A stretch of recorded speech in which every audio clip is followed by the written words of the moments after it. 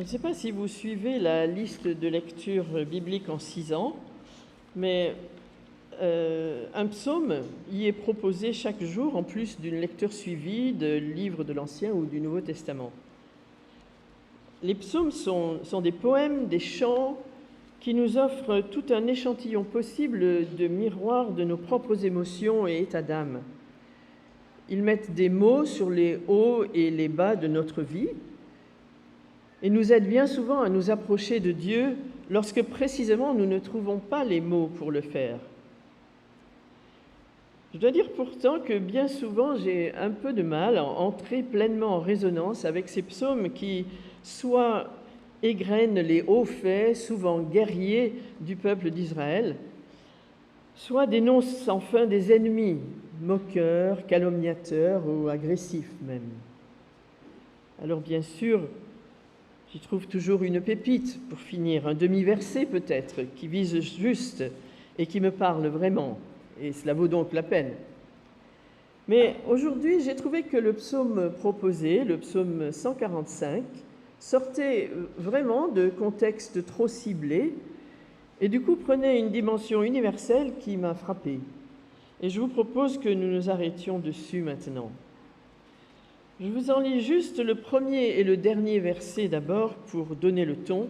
Nous reviendrons plus tard au contenu plus complet.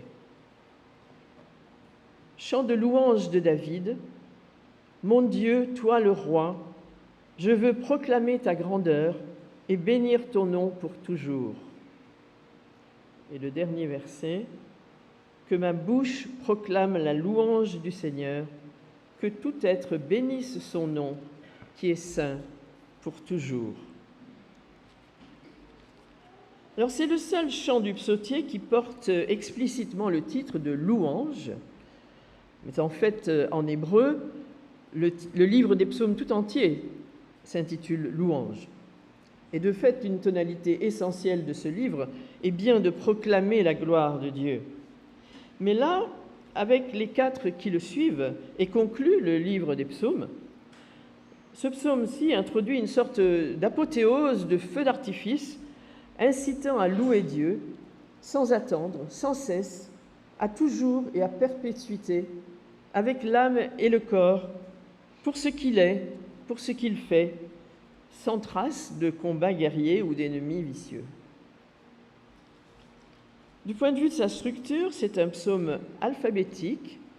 Chaque verset commence par une nouvelle lettre de l'alphabet, hébreu bien sûr, comme pour inciter à une louange totale de A à Z. Les Juifs pieux sont d'ailleurs invités à le réciter quotidiennement. Une lettre, parmi les 22 que compte l'alphabet hébreu, est omise dans notre psaume, le N, qui aurait sa place entre les versets 13 et 14 à l'une des coupures du psaume. Alors on a supposé que ce pouvait être à dessein que le psalmiste avait donné à son cantique 21 versets et non 22, volontairement, soit 3 fois 7, vous l'avez compris. Enfin, je vous laisse juge. Nous le verrons, ce psaume n'exprime pas un appel à la louange uniquement personnelle. Vous avez entendu le premier verset, « Je veux proclamer ton nom, ta grandeur », mais aussi collective. Il sera question de ceux qui te sont fidèles. Peut-être une évocation ici de l'Église, peuple de Dieu, et même universelle, car tout être est concerné. Il entrelace des invitations à la louange et des motifs de louange. Il est écrit dans une perspective qui peut être eschatologique, nous transportant quasi prophétiquement dans l'activité, la joie et la gloire du règne même de Dieu qui l'exalte. Il y a une récurrence d'ailleurs d'expressions comme « pour toujours »,« sans fin »,« sans limite » à travers tous les siècles. Et puis le futur est beaucoup utilisé aussi, « je bénirai »,« ils parleront », même si cette forme de verbe dit plutôt peut-être la volonté et la décision de louer et de bénir, qui est d'ailleurs aussi rendue par « je veux proclamer »,« je veux méditer ». Mais la louange n'est pas censée être non plus une échappatoire, une façon de nous enivrer de la grandeur et la beauté de Dieu pour oublier notre réalité présente, peut-être lourde et douloureuse, et la fuir dans une exaltation intense. Alors ce psaume nous dit aussi que Dieu est roi et qu'il règne donc de toute éternité, et que cette réalité peut déjà être la nôtre aujourd'hui. Il nous entraîne dans une contemplation du Dieu souverain, mais aussi du Dieu de grâce et de bonté, du Dieu de compassion. Et ce faisant, il nous remet à notre juste place, mais aussi il renforce notre confiance en ce Dieu capable de nous secourir. Alors je vous propose de regarder d'abord les raisons que le psaume nous donne de louer Dieu, puis nous nous interrogerons sur ce que signifie au fond louer Dieu, car ce n'est sans doute pas seulement chanter des cantiques à longueur de journée et de semaine. Nous allons lire les versets 1 à 7, puis 10 à 13, et reprendre le dernier verset. Ce sont les sections du psaume qui invitent à la louange. Donc versets 1 à 7. Chant de louange de David. Mon Dieu, toi le roi, je veux proclamer ta grandeur et bénir ton nom pour toujours. Je te bénirai chaque jour. Je t'acclamerai sans fin. Le Seigneur est grand, infiniment digne d'être loué. Sa grandeur est sans limite. Que chaque génération annonce à la suivante ce que tu as fait et lui raconte tes exploits. Je veux parler de ta majesté, de ta gloire, de ta splendeur. Moi, je veux méditer tes merveilles. Ils parleront de ta puissance redoutable. Moi, je raconterai ta grandeur. Que l'on rappelle tes grands bienfaits et que l'on proclame avec joie ta justice. Et puis les versets 10 à 13. Que toutes tes œuvres te louent, Seigneur. Que ceux qui te sont fidèles te bénissent. Qu'ils parlent de ton règne glorieux. Qu'ils disent de quoi tu es capable. Ils apprendront aux humains tes exploits et la glorieuse majesté de ton règne. Ton règne est un règne éternel. Ton pouvoir dure à travers tous les siècles. Et donc encore le verset 21. Que ma bouche proclame la louange du Seigneur, que tout être bénisse son nom, qui est saint pour toujours. À 3 reprises, le psalmiste met en avant la grandeur, la souveraineté de Dieu. Il y a profusion de termes dans ce sens, vous l'avez remarqué. Grandeur, exploit, majesté, gloire, splendeur, merveille. Et c'est bien là, en effet, une raison majeure de louer Dieu, de reconnaître en lui l'absolu de la perfection à laquelle nous voudrions tellement atteindre, mais dont nous savons bien l'être humain incapable, et nous en premier. Ainsi, louer Dieu joue pour nous un rôle salutaire, en nous faisant prendre ou reprendre conscience de notre propre position devant lui. La grandeur de Dieu est-elle une pensée qui nous habite vraiment? Avons-nous vraiment conscience qu'il est roi de toutes choses? C'est une chose de le dire, c'est une chose d'en être convaincu au profond de nous-mêmes. Lorsque le psalmiste mentionne ses exploits, ses merveilles, ses œuvres, il a peut-être à l'esprit l'infinie richesse de la création, œuvre de Dieu.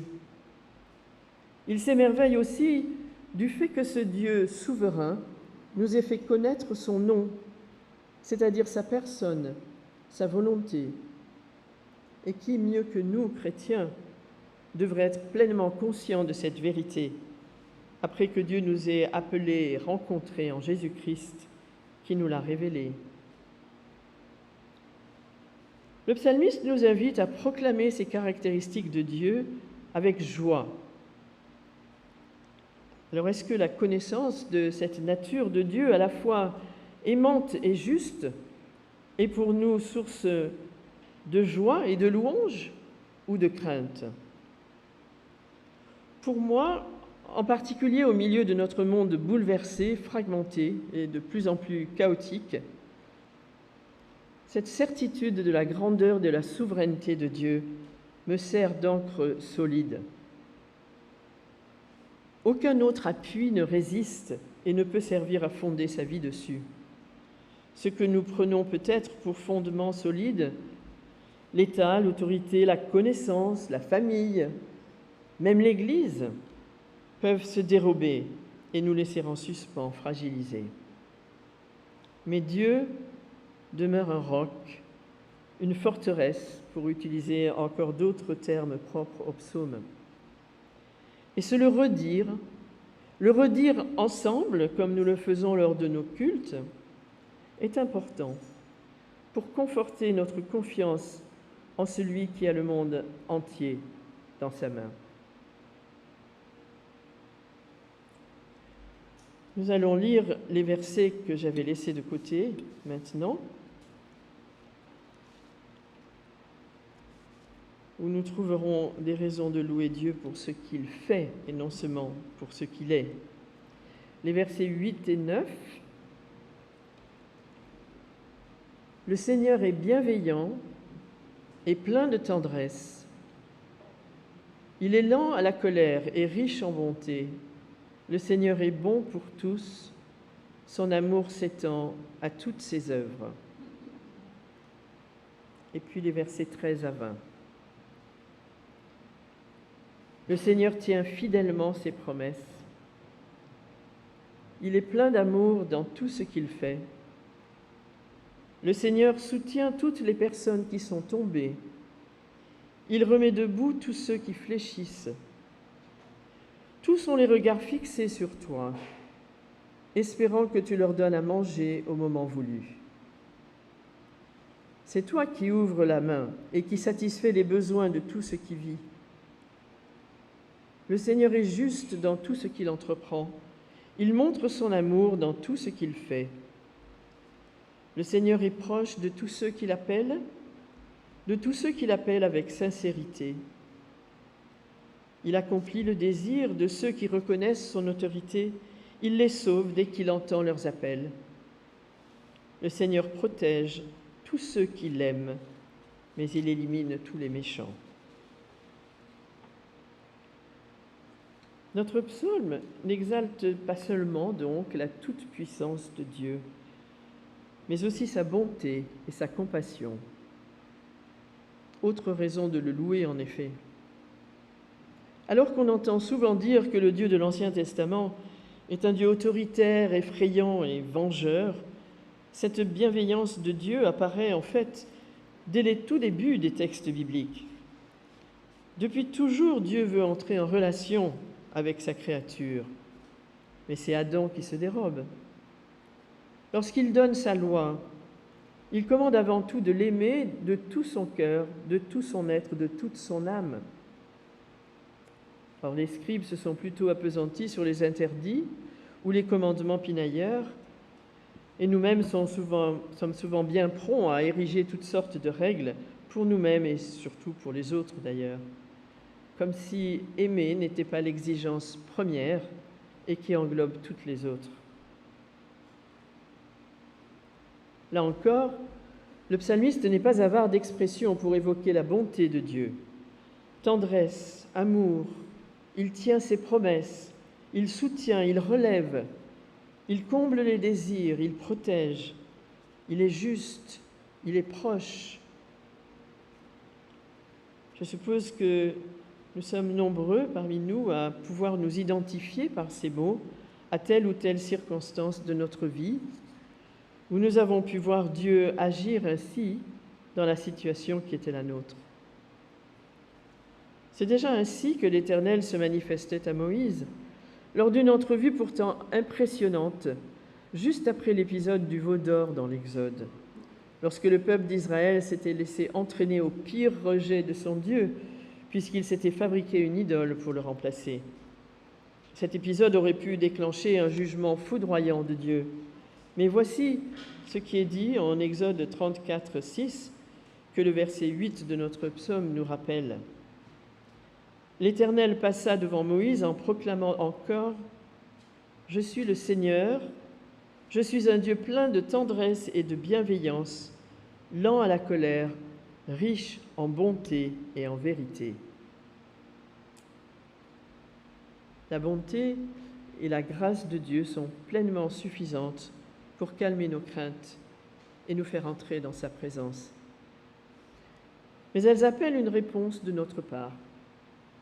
Bien sûr, le psaume insiste sur l'universalité du projet de salut de Dieu. Il est bon pour tous, nous dit le verset 9. Il soutient toutes les personnes qui sont tombées, nous dit le verset 14. Il satisfait les besoins de tout ce qui vit, au verset 16. Nous avons là un sujet de louange extraordinaire. Cette générosité, cette abondance d'amour de Dieu, qui tout en étant le roi, répond aux désirs ou réalise les souhaits et même fait la volonté, selon les traductions, de ses sujets. Mais Dieu attend aussi notre participation, à nous de l'appeler avec sincérité, comme le dit le verset 18, de reconnaître son autorité, verset 19, de l'aimer, verset 20. Et peut-être trouvons-nous justement là des formes que peut prendre la louange. Pour répondre à la question que j'annonçais plus tôt, que signifie en fait louer Dieu, bénir le nom de Dieu pour toujours? Il ne manque rien à Dieu, tout lui appartient. Et pourtant l'Écriture nous encourage à maintes reprises à le bénir. Bénir Dieu, c'est dire notre approbation totale et admirative de ce qu'il est, de ce qu'il fait. C'est reconnaître et célébrer son action, ce qui a de tout temps été la vocation de l'être humain, créé par ce Dieu d'amour. Mais comment? La louange due à Dieu est constante. Et c'est pourquoi le temps de la louange se confond avec celui de l'existence. Il ne peut donc se limiter à l'heure et demie de culte que nous sommes en train de vivre ensemble le dimanche. Nous bénissons et louons Dieu en lui laissant toute la place dans notre existence, en le laissant s'exprimer en nous, créer en nous ces dimensions nouvelles que sont la foi, l'espérance, l'amour. En fait, nous sommes les bénéficiaires de notre propre bénédiction de Dieu. D'une certaine façon, Dieu nous fait du bien, nous bénit, comble nos attentes profondes en nous permettant de le bénir, lui de qui nous viennent toutes bonnes choses. Louer Dieu, c'est aussi, comme le psaume le dit à plusieurs reprises, en variant richement les verbes, dire, proclamer, annoncer, raconter, parler de son œuvre. C'est en être les témoins par toute notre façon de vivre et par notre témoignage en parole aussi. Nous trouvons ici l'appel à transmettre de génération en génération la connaissance de Dieu. Responsabilité des familles, mais aussi de l'Église à travers les temps.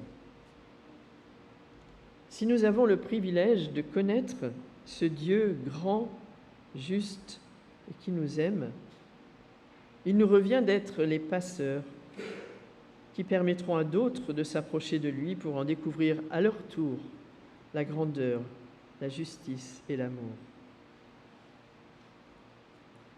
Louer Dieu, ce peut encore être œuvrer à faire progresser la justice, la défense de ceux qu'il aime protéger.